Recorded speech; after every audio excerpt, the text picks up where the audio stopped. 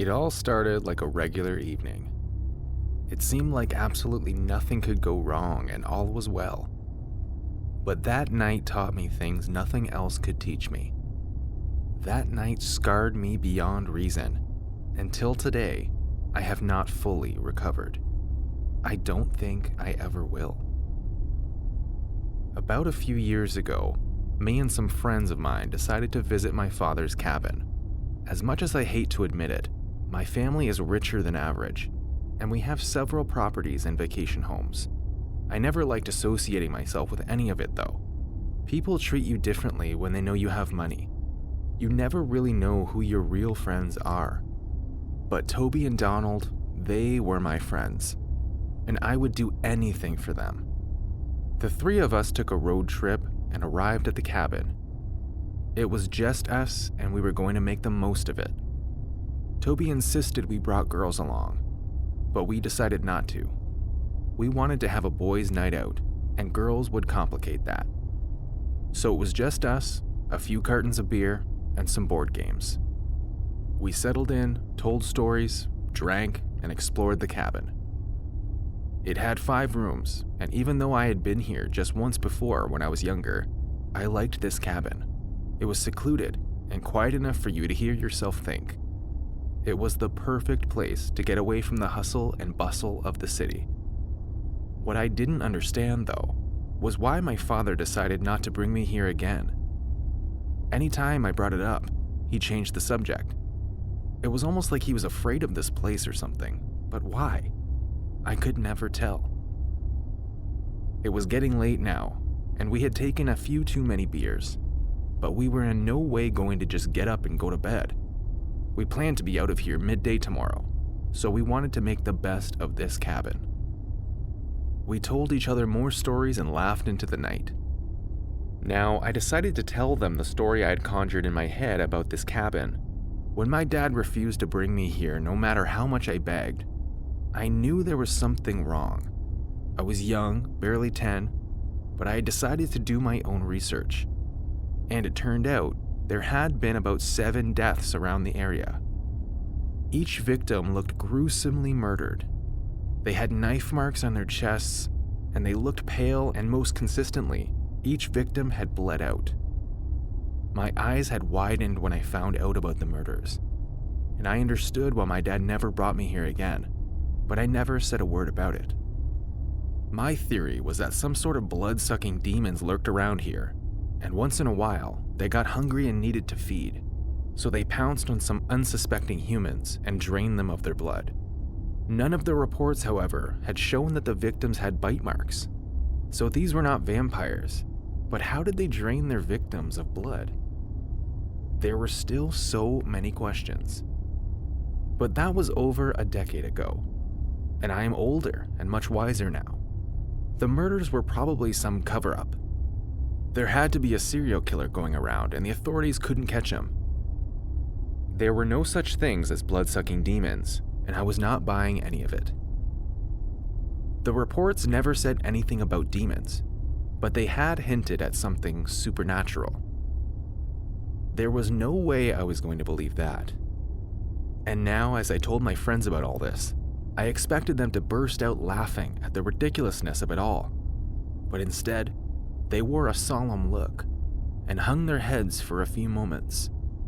I asked what the problem was, and they took turns in telling me how selfish I was. They yelled at me for not telling them about this earlier, and that they never would have come. They were scared that there was probably something dangerous out there killing people, and they were in here drinking. They made it look like I led them into a trap, or that I wanted them to get in some sort of trouble. I yelled back, and it all blew out into a huge fight. All I wanted was to hang out with my friends. I just wanted a few hours alone with them, to bond and laugh, away from the busy city life. But apparently, I was selfish and self-absorbed. I was angrier than I had ever been in my entire life. I couldn't even look at them. I needed some space. I needed some time to breathe and think. I grabbed my jacket from the hanger and walked out of the cabin, making sure to slam the door behind me.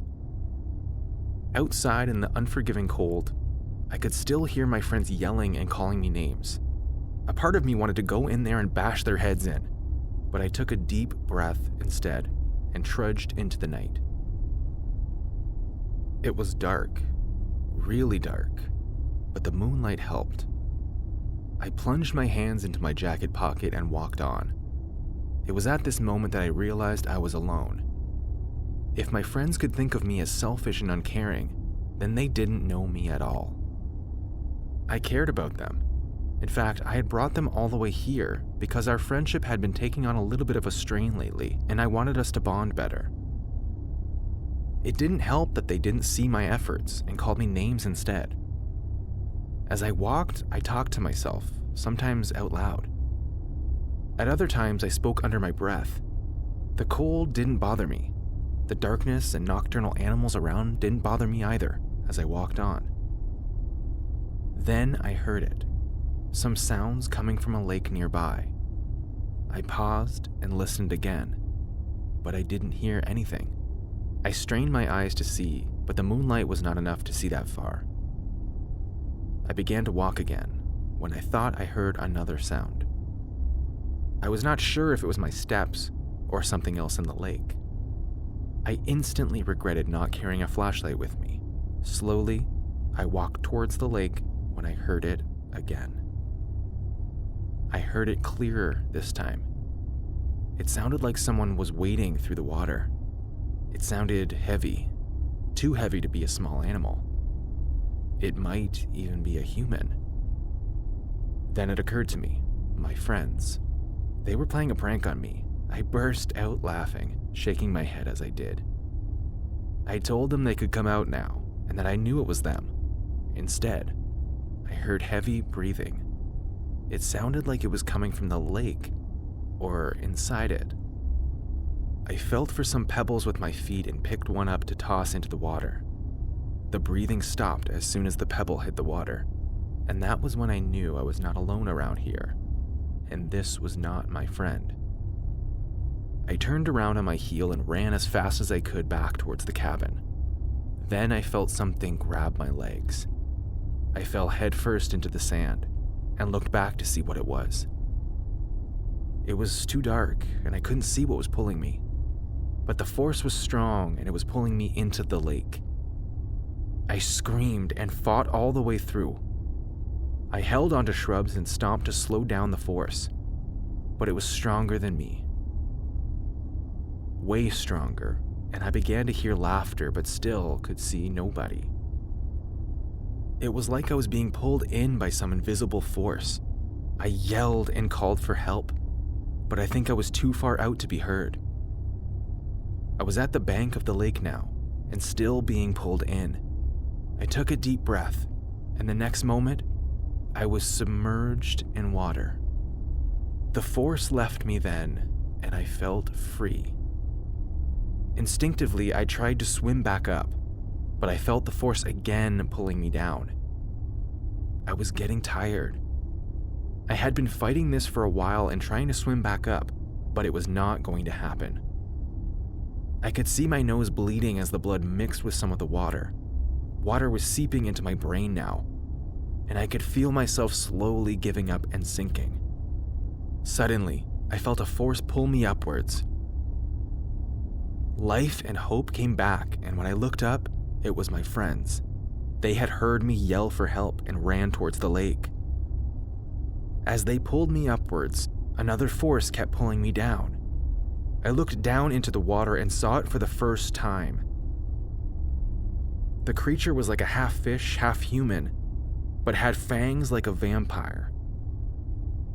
It was the last thing I saw in that water before it finally let go with a loud shriek. My friends and I sprinted away from the lake back to where the truck was parked. I never came back to that cabin again, and now, my reasons were more than theories. There was something in that lake that attacked people, drained them, and threw them back out. Now, it all made sense. Most of the victims were found around that lake, but no one knew what killed them. My friends and I do, but really, I was the only one who got a good look at it, and it still haunts my dreams till today.